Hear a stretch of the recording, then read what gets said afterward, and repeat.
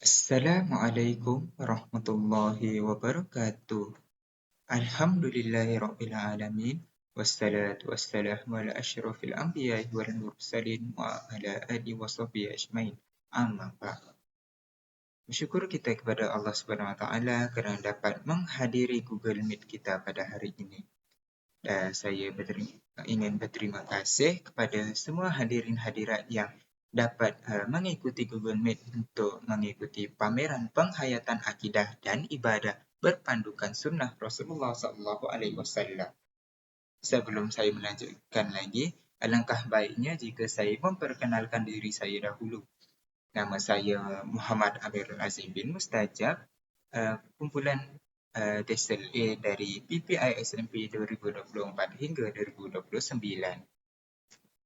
Baiklah, ingin saya terangkan tentang objektif kita pada pameran kita pada hari ini.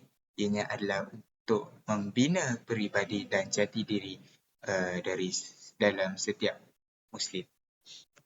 Baiklah, ini adalah isi kandungan untuk pameran kita pada hari ini. Pada hari ini kita akan mempelajari tentang akidah, ibadah, sunnah model kehidupan, bagaimana akidah dan ibadah tersebut membentuk jati diri Muslim serta kesimpulannya.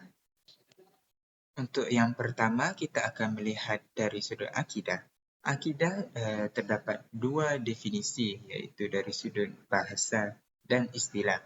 Dari sudut bahasa, akidah bermaksud ikatan ataupun simpulan. Manakala dari sudut istilah pula, ia bermaksud keyakinan dan keimanan yang mantap terhadap rukun iman dan perkara-perkara gaib. Hukum memegang kepada akidah adalah wajib bagi setiap Muslim. Terdapat ciri akidah yang benar, iaitu seperti percaya terhadap kewujudan dan keesaan serta kekuasaan Allah Subhanahu Wa Taala. Dan yang kedua, mengamalkan kepercayaan yang berlandaskan Al-Quran dan As-Sunnah. Akidah ini terdapat beberapa kepentingannya. Yang pertama, syarat akidah itu merupakan syarat amalan kita itu diterima oleh Allah Subhanahu Wa Taala.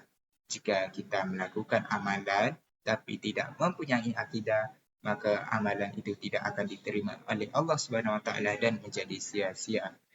Kemudian, akidah dapat membantu kita untuk membina kebergantungan kepada Allah Subhanahu Wa Taala sahaja dan bukannya kepada perkara-perkara yang lain.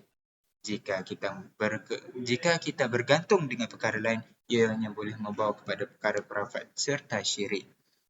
Maka akidah juga boleh menjadi benteng daripada perkara perafat dan syirik dan menjadi penentu kebahagiaan di dunia dan di akhirat. Allah berfirman dalam surah Al-Ikhlas ayat 1 hingga 4. A'udzubillahi minasyaitonirrajim. Bismillahirrahmanirrahim. Qul huwallahu ahad. Allahus samad. Lam yalid wa lam yulad wa lam yakul lahu kufuwan ahad. Yang bermaksud, katakanlah wahai Muhammad, dialah Allah Subhanahu Wa Taala yang Maha Esa. Allah Subhanahu Wa Taala tempat berharap memohon segala hajat. Tidak beranak dan tidak diperanakkan, dan tidak ada sesuatu pun yang setara dengannya. Seterusnya kita akan melihat kepada ibadah. Ibadah juga mempunyai dua maksud dari sudut bahasa dan istilah. Dari sudut bahasa, ibadah didefinisikan sebagai tunduk atau patuh. Manakala untuk istilah, ianya adalah segala bentuk amalan dan perbuatan yang dilakukan oleh seorang Muslim dengan niat ikhlas kerana Allah Subhanahu Wa Taala. Ibadah mempunyai berbagai jenis hukum, iaitu wajib, sunnah, harus, makruh dan haram. Wajib mendapat pahala jika dilakukan dan berdosa jika ditinggalkan.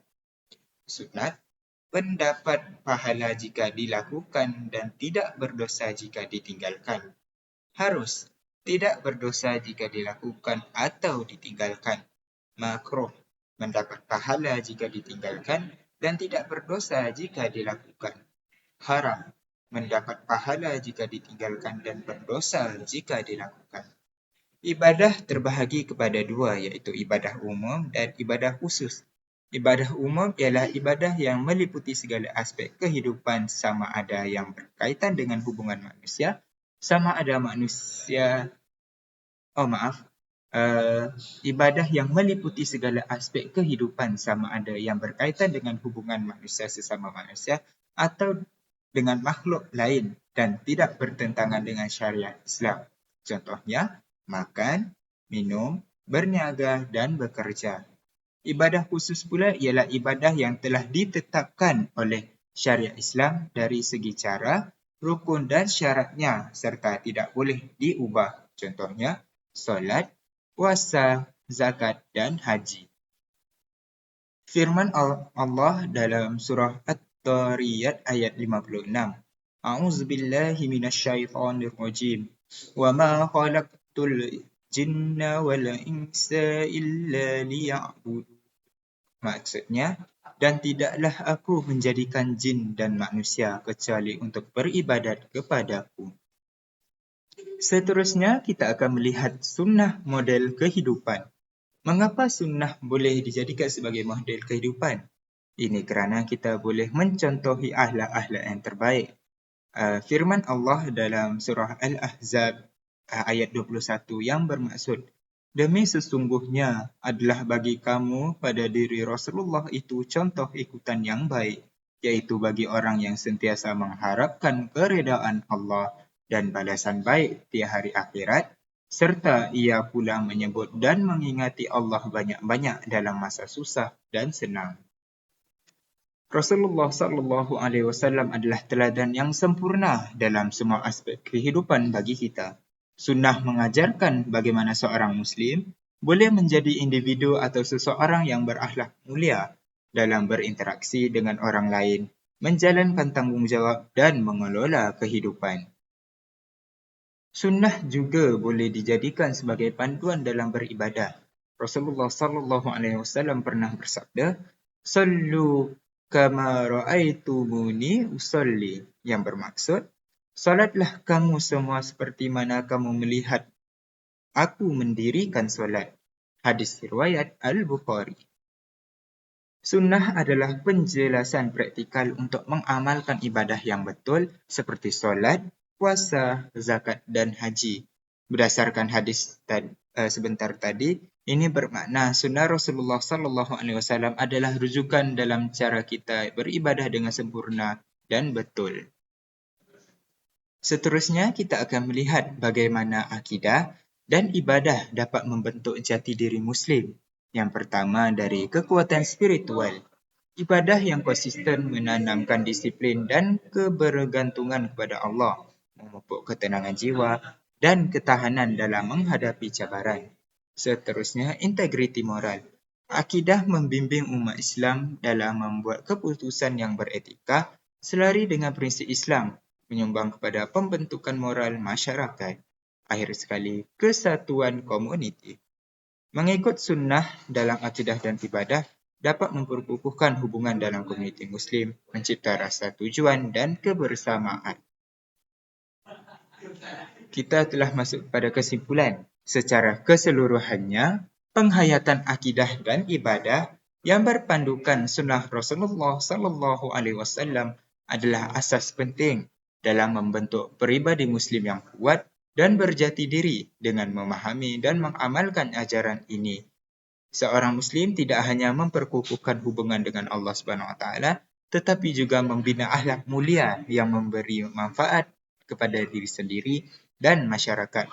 Melalui ibadah yang khusyuk dan pegangan akidah yang teguh, umat Islam dapat mengatasi cabaran hidup dengan sabar dan tawakal, serta menyumbang kepada keharmonian sosial. Sebagai seruan, semua individu Muslim digalakkan untuk sentiasa memperbaiki amalan mereka dan lebih mendekatkan diri kepada ajaran Rasulullah SAW dan agama Allah Islam agar dapat meraih kejayaan di dunia dan di akhirat. Alhamdulillah, kita telah pun sampai di penghujungnya. Saya berharap hadirin hadirat yang mengikuti pameran ini dapatlah mengambil sedikit sebanyak pengajaran untuk kita menjadi seorang Muslim yang lebih baik dari yang sebelumnya.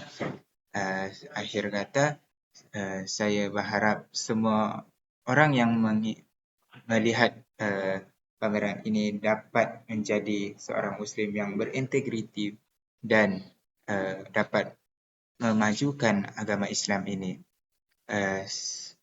Akhir kata, semua yang buruk itu datang daripada saya sendiri dan yang baik itu datangnya daripada Allah Subhanahu Wa Taala.